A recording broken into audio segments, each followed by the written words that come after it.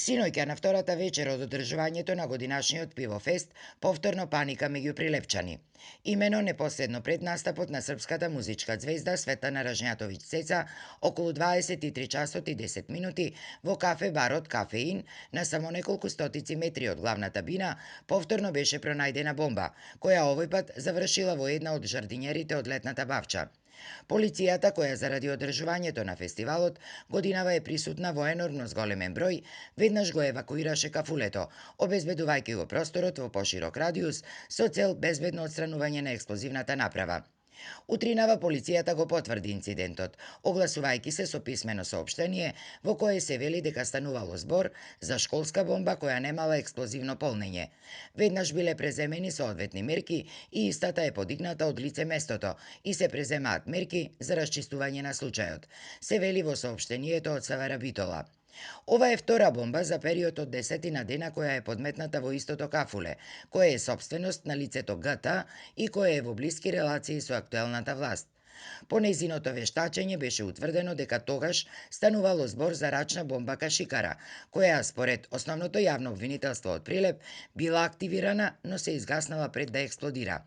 Исто така, според ОЈО, за оваа бомба не биле пронајдени ДНК примероци од евентуалниот сторител, ниту папиларни траги, односно отпечатоци, освен оние од официјалните лица кои ја демонтирале бомбата.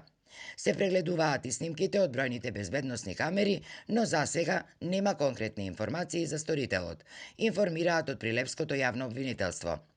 Ден по подметнувањето на првата бомба во Прилеп пристигна и директорот на Бирото за јавна безбедност Сашо Тасевски, кој без присуство на ниту еден медиум остварил средба во 4 очи со градоначалникот Илија Јовановски, по која во соопштението од локалната самоуправа беше соопштено дека безбедносната состојба во градот била на високо ниво и дека подметнатата бомба била изолиран случај. Ова е веќе црвен аларм и итно се потребни одговори од властите, особено од министерот за внатрешни работи Оливер Спасовски.